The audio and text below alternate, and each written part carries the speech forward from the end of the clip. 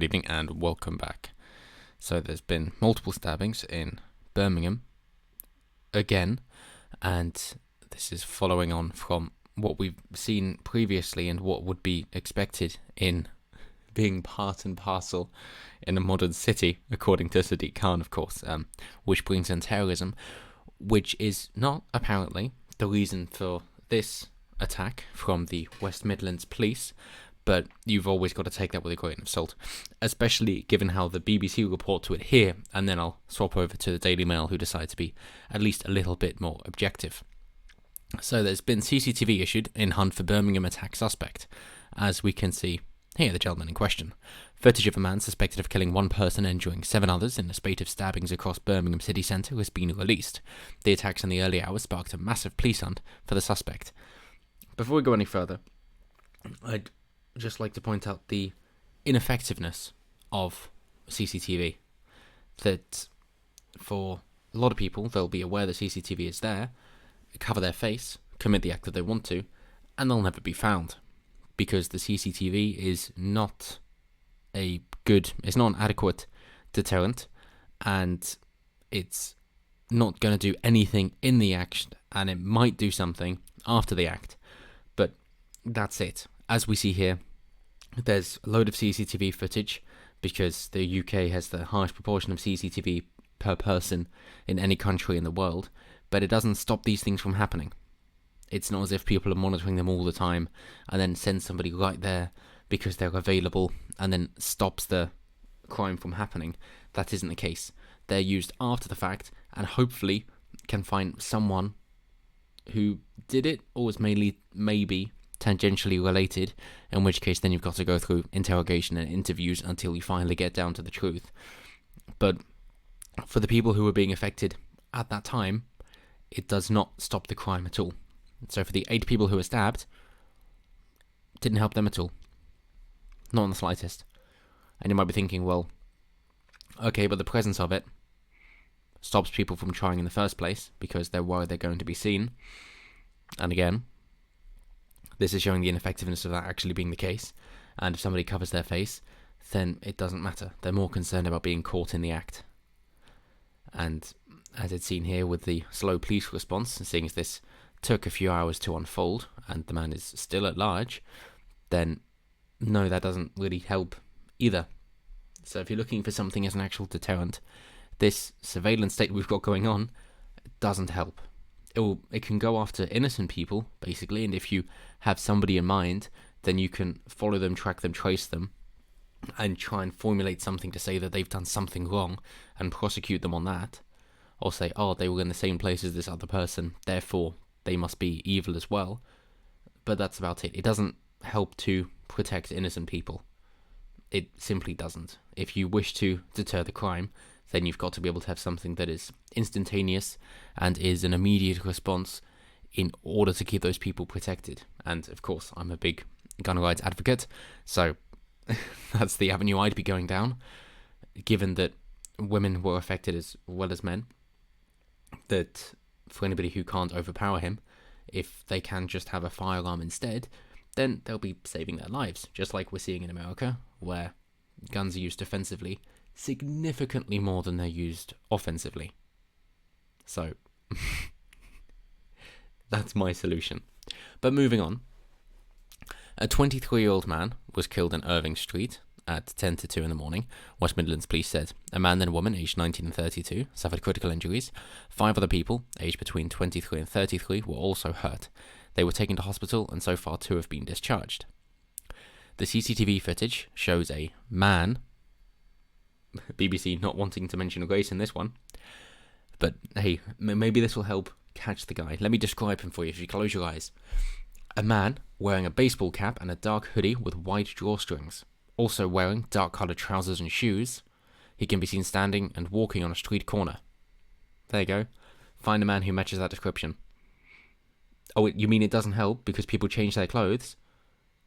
Well, that's unfortunate. That's all they're going to give you.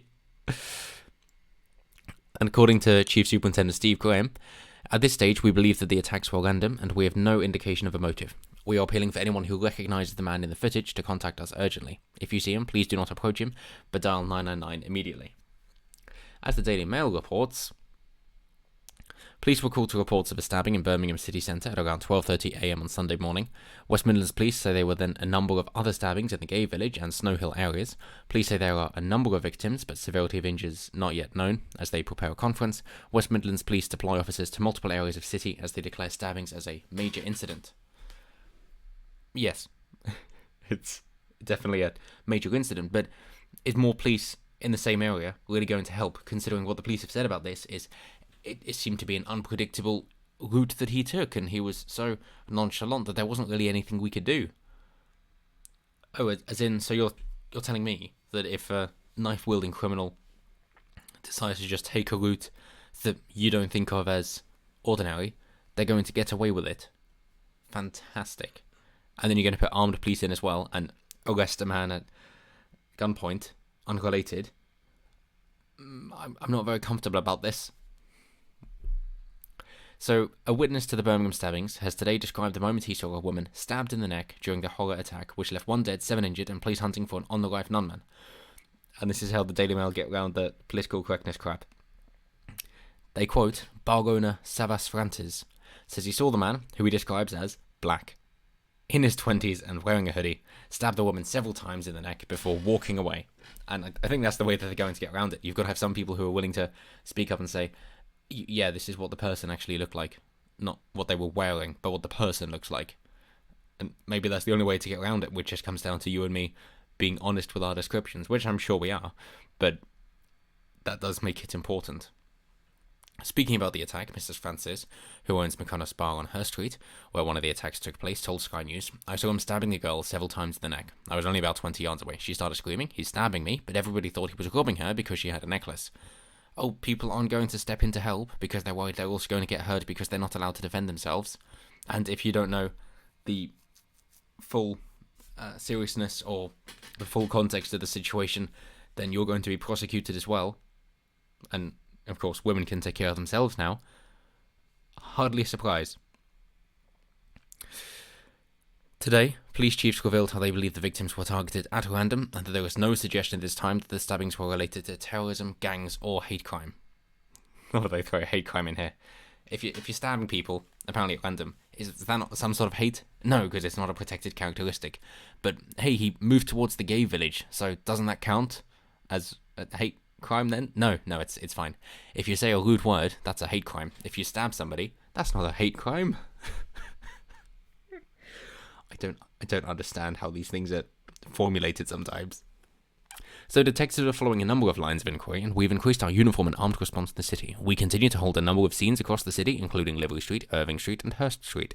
Officers were first called to reports of a stabbing in the city centre at around 12:30am on Sunday. Police say the incident began in Constitution Hill in the north of the city centre, moving towards the junction of Livery Street and Barwick Street in the Snow Hill area. The attacker then moved south through the city centre, before there were further attacks on Irving Street and Hurst Street, police believe. Officers say there were multiple stabbings at each of the locations. Cordons are currently in place in each of the areas, including a forensic tent in Irving Street and Livery Street. West Midlands Police did not reveal at which of the locations the murder took place. They say that no arrests have yet been made, except for the unrelated one with a man at gunpoint, because they've got more armed police there. So, he's trying to say that, as we see here, but notwithstanding that, Birmingham is a good place, it's a good place to be, it's a safe city, and it is regrettable that this awful incident happened last night. Not really a safe city though, is it? And that's hardly a surprise. Whenever you have the breakdown of a community, you lack that community cohesion, then you have conflict. And it's as simple as that. If you've got people with different values, and they're amassing numbers and strength, then you're going to have conflict. We've seen that the world over, even when it comes to nation states, and it's just as true on the world stage as it is on the local stage. So it's very true in Birmingham as well.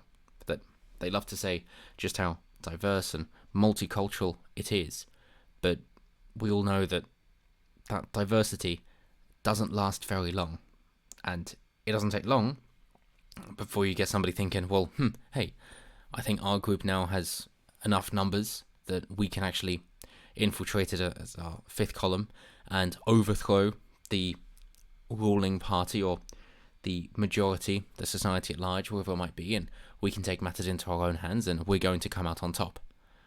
Just as Muhammad taught his followers to do, of course, when he was alive, creating Islam. That it's exactly the same tactic that we've seen time and time and time again, and will happen here. And not just that, if it isn't such a malicious intent, then it comes down to a lack of positive male role models for children and then adolescents and teenagers, which is encouraged, of course, through welfare state to target single mothers, particularly from ethnic minorities, as they say. So black, Asian, minority, ethnic, there you go. Particularly to target those people, and also to try and paint men, particularly straight white men, as villainous and are always the enemy, in which case there's nothing to be learned from those guys, you know, the guys who fought, died, and built the civilization you're living in.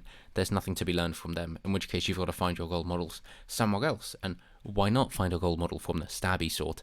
And so, of course, this is going to be perpetuated and encouraged. And when you've got things like the National Advertising Agency that's forcing particular scenes and quotas into their advertisements, and then the same goes from other of the legacy media and having quotas and saying that you've got to depict white man as bad and black woman as good, kind of thing, no matter what they're doing. And then you've got to be more racially sensitive, but also then not culturally appropriate, in which case you've got to show something that's stereotypical, but not so much that then it's racist. And good luck trying to figure it out, because it's not going to happen. Otherwise, you're saying that the black people can't do anything without the white culture of colonialism, in which case that's bad. But then if you show them more stereotypically being violent, then that's bad because it's racist.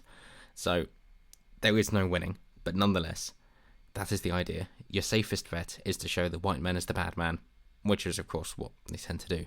And if you can show men as bad as well, then that's also going to be acceptable, in which case this is going to keep going on.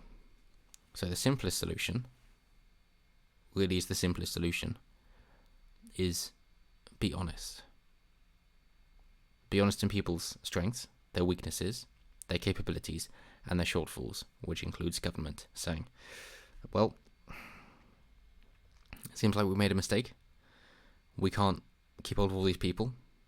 We're going to try and sort it out as best we can, not allow any more in. We're going to enforce English speaking, and we're going to allow you to defend yourselves because we can't keep you safe.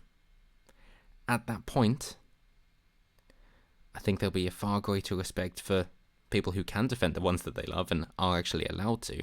And then, who knows, maybe you'll see a positive view of men slowly start to creep up as they're putting themselves in harm's way yet again for the more valuable members of society, that being the women. At that point, there might be a change. But until then, when you keep letting in people who have no intention of respecting Britain's way of life, you keep disarming the populace, and you're trying to tear apart families at the same time, do not be surprised when this keeps happening, because it will keep happening. But as always, let me know what you guys think down below. And until next time, have a good one.